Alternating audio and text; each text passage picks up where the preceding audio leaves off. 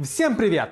Вы знаете, сейчас на рынке огромное множество смартфонов в разных ценовых категориях, начиная от бюджетников $60 и заканчивая мастодонтами с ценой более $1000. И как правило, все они собираются в Китае. Также есть смартфоны, которые по цене чуть дороже бюджетных, но еще не дотягивают даже до среднего сегмента устройств. Но зато уже имеют достойные характеристики и великолепный дизайн, который с первого взгляда не выдает небольшую стоимость гаджета.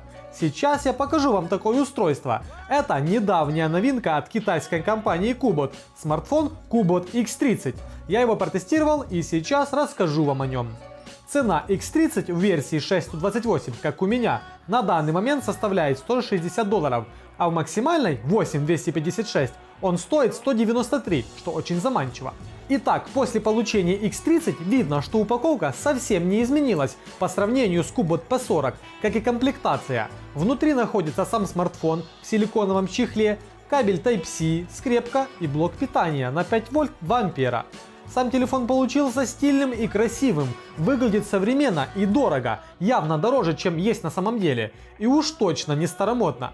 Зеркальная поверхность задней стенки имеет окрас с легким градиентом, черный выпирающий прямоугольник с камерами, как у современных флагманов, камер наставили аж 5 штук и фонарик, смотрится внушительно. Задняя стенка выполнена из стекла и пластика под стекло, смотрится реально круто. Корпус совсем не тонкий, но модуль с камерами все равно выступает за пределы задней поверхности и не дает аппарату устойчиво лежать на столе. Смартфон покачивается при прикосновениях к экрану. Однако комплектный чехол, гибкий и толстый, нивелирует выступ камер, и его прозрачность позволяет наслаждаться красотой корпуса. Аппаратные кнопки установили на разных боках, поэтому пальцы при работе могут непроизвольно упираться в них. С левой стороны кнопки громкости, с правой сканер и кнопка включения. Снизу вход для зарядки и динамик. Датчик разблокировки смартфона на ребре устройства, и мне это решение реально понравилось. Ну лучше же, чем на задней панели, но все равно нужно привыкать как к расположению кнопок громкости, так и к сканеру отпечатка. Нет, кстати, разъема 3,5 мм для прослушивания музыки, лично для меня этого не хватает. Ну а кто-то возможно давно им уже не пользуется этим разъемом, но он мне нужен. Экран смартфона оснащен IPS-дисплеем размером с диагональю 6,4 дюйма и разрешением 1080 на 2310, соотношением сторон 19,5 на 9. Рамка вокруг экрана имеет ширину по бокам по 4 мм, сверху 4 мм, снизу 6 мм. Экран практически занимает всю лицевую часть и имеет тонкие рамки.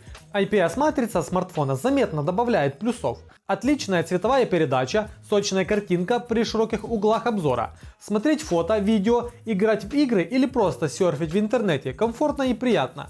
Лицевая поверхность экрана выполнена в виде стеклянной пластины с зеркальной гладкой поверхностью, устойчивой, кстати, к появлению царапин. Олеофобный слой и антибликовый фильтр, кстати, тоже присутствуют. Настройки экрана не сказать, что сильно богатые, они самые обычные. Есть ночной режим, который также можно включать по расписанию. Экран имеет невысокую максимальную яркость, но обладает отличными антибликовыми свойствами. Поэтому устройство можно будет пользоваться вне помещения, даже в летний солнечный день. В полной темноте яркость можно понизить до комфортного уровня. В общем, экраном и разрешением я доволен. Что же касается работоспособности девайса, то тут есть все, что нужно. Он работает на однокристальной системе Helio P60 с 8 ядрами, 4 Cortex A73 на 2 ГГц и 4 A53 тоже на 2 ГГц. За графическую производительность отвечает GPU ARM Mali G72. Объем оперативной памяти составил 6 или 8 гигабайт. Объем хранилища 128 либо 256. У меня, если что, 6/128. Поддерживается, кстати, установка карты памяти microSD, а также подключение внешних устройств к порту USB Type-C в режиме USB OTG. MediaTek Helio P60 это среднеуровневый процессор, выполненный по техпроцессу 12 нанометров. Helio P60 сравним по производительности с Draconon 665. Helio P60 не показывает высоких результатов в бенчмарках, но в реальной эксплуатации справляется со всеми повседневными задачами и в играх на среднем уровне графики не испытывает ни малейших проблем. Поиграть в PUBG получилось с комфортом, причем не на минималках. При работе смартфон показывает плавное управление, и никаких глюков и зависаний не было. В бенчмарке Antutu X30 показал 163 тысячи единиц. Не скажу, что это очень много, я думал, что он больше наберет, но в итоге все-таки начинка очень неплохая.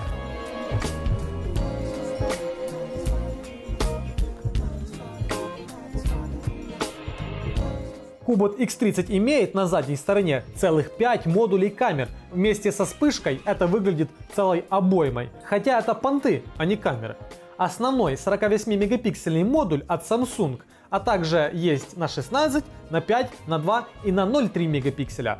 Толку от них нет никакого. Основная камера имеет средней скорости автофокус и очень яркую вспышку. Есть Auto HDR и отключенный искусственный интеллект.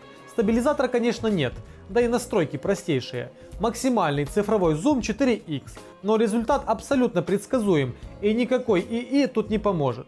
Второй полноценный снимающий модуль сверхширокоугольный. Разрешение его сенсора 16 мегапикселей, апертура оптики f2.8.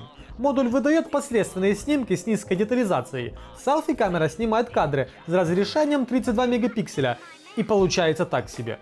Короче, если вам нужен смарт, который великолепно фотографирует и снимает, то вам не сюда. А если вас совсем не парят крутые фоточки и видео, то тот результат, который выдаст вам этот аппарат, вполне сгодится. В конце видео я покажу вам запись, и вы все сами посмотрите. В итоге камеры не ужасные, я бы назвал их просто средненькими. И придираюсь я лишь потому, что изначально была высокая планка по качеству видео, все-таки 48 мегапикселей и 32 селфи, но реально пользоваться можно. Само устройство работает под управлением лучшей операционной системы Android 10Q. Тут нет никаких китайских оболочек с миллионами ненужных настроек, блокированием нужных уведомлений и навязчивой рекламой. Здесь чистая OS Android, поэтому можно просто наслаждаться чистотой интерфейса, быстротой и четкостью работы всего. Стереодинамиков у смартфона, естественно, нет.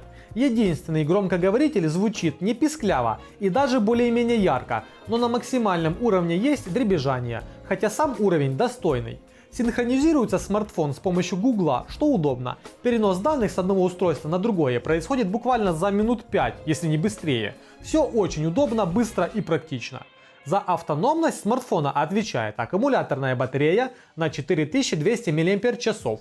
Есть быстрая зарядка. Батареи смартфона при умеренном пользовании вам должно хватить на 8-9 часов работы. Из дополнительных опций хочется отметить модуль NFC для удобных бесконтактных платежей, сканер отпечатка пальца, который разместился на боковой части смартфона, а также функцию разблокировки с помощью лица, про которую я уже говорил ранее. Итог по данному смартфону Cubot X30 подведу такой. Телефон мне понравился, несмотря на завышенные ожидания от камер. Он имеет очень стильный внешний вид и эргономичную форму. Удобно разместили сканер отпечатка пальца, и 5 камер придают устройству классный внешний вид. При невысокой цене у смартфона более-менее свежая шустрая аппаратная платформа и внушительный объем памяти. Можно порадоваться и современному удобному USB Type-C, и такому необходимому в современном мире NFC. Жаль, конечно, что нет 3,5 мм аудиовыхода, но для кого-то это совсем не будет минусом.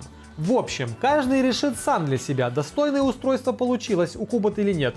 Ну а я бы пользовался на постоянной основе с удовольствием. Пишите в комментариях, как вам смартфон, и ставьте лайк, если вам мой ролик понравился. Спасибо вам за просмотр, подписывайтесь на второй канал с самоделками. И увидимся, пока! Итак, проверка селфи-камеры в телефоне Cubot X30. Я нашел такое местечко, где нету ветра, потому что сейчас осень, ветра просто нереально много. И записывать звук, снимать и со звуком очень будет печально. Так что если будет звук, например, то не обессудьте.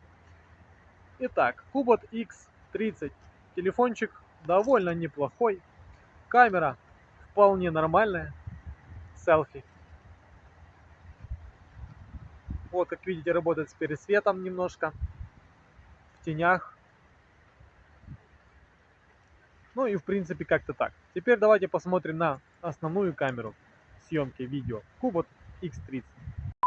Боже мой, 5-й дубль. Cubot X30.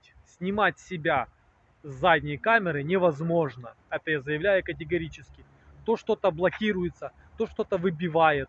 Короче, вы себя будете снимать все равно с селфи-камеры.